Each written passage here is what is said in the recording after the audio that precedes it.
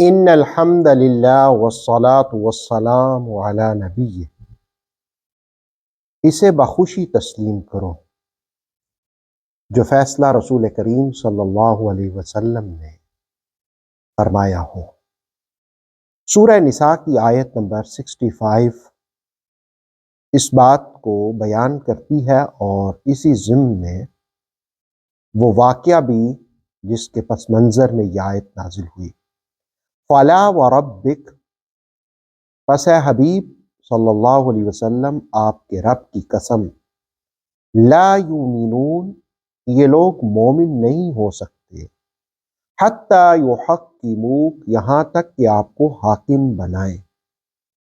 فیما شجر بینہم، اس پر جو جھگڑے یا جو ان میں پھوٹ پڑے،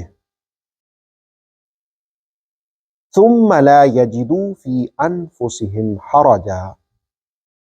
پھر اس پر اپنے نفسوں میں کوئی تنگی بھی نہ پائیں، مما قضیت، جو فیصلہ آپ نے فرمایا ہو، وَيُسَلِّمُوا تسلیما، اور اسے بخوشی تسلیم کریں۔ سورہ نساء کی اس آیہ کریمہ کا پس منظر یہ ہے، جس کو تفسیر روح المعانی، روح البیان، تفسیر طبری، تفسیر کبیر، تفسیر تبصرہ نے قلم بند کیا، کہ حضرت زبیر بن عوام رضی اللہ تعالی عنہ، جو رسول کریم صلی اللہ علیہ وسلم کے پھپھی کے بیٹے تھے، ان کا ایک انصاری مسلمان سے جھگڑا ہوا۔ وجہ تنازع یہ تھا کہ باغ کو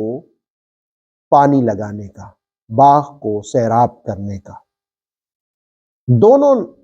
اپنے جھگڑے کا فیصلہ کروانے کے لیے رسول کریم علیہ السلام کے پاس آئے، تو رسول کریم علیہ السلام نے جس وقت ان کی بات سنی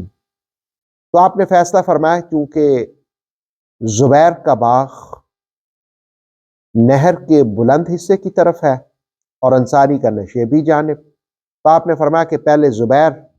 اپنے باغ کو سیراب کریں گے اور پھر انصاری کو باغ کی طرف پانی چھوڑ دیں گے۔ تو اب جس وقت رسول کریم علیہ السلام نے یہ حکم دیا تو انصاری نے اس پر عدم اطمینان کا اظہار کیا، اور اس نے کہا کہ رسول اللہ علیہ السلام نے یہ فیصلہ اس لیے کیا کہ زبیر بن عوام آپ کی پھپھی کے بیٹے ہیں۔ اس پر رسول اللہ علیہ السلام کے قلب اطہر پر یہ بات ناگوار گزری، آپ رنجیدہ ہوئے، آپ کے چہرے کا رنگ متغیر ہوا۔ بلکہ بخاری اور مسلم کی روایت تو یہ ہے کہ زبیر کو حکم دیا کہ تم پہلے اپنی پوری زمین کو سیراب کر لو، یہاں تک کہ دیواروں تک پانی پہنچ جائے۔ اصل میں پہلا جو فیصلہ رسول اللہ علیہ السلام نے فرمایا تھا، اس میں زبیر کو وسعت برتنے کا حکم دیا، لیکن بعد میں پورا حق لینے کا فیصلہ فرما دیا۔ اور ویسے اصول اور قانون بھی یہ ہوتا ہے کہ قدرتی طور پر جو بہنے والا پانی ہے تو اس شخص کا حق پہلا ہوتا ہے جس کی زمین اس سے زیادہ قریب ہو۔ تو چونکہ زبیر کا باغ وادی میں پانی کے زیادہ قریب تھا، اس لیے پانی کے استعمال پر حق بھی ان کا زیادہ تھا۔ اس پر اللہ رب العالمین نے کہا فَلَا وَرَبِّكَ لَا يُؤْمِنُونَ حَتَّى يُحَكِّمُوكَ فِي مَا شَجَرَ بَيْنَهُمْ،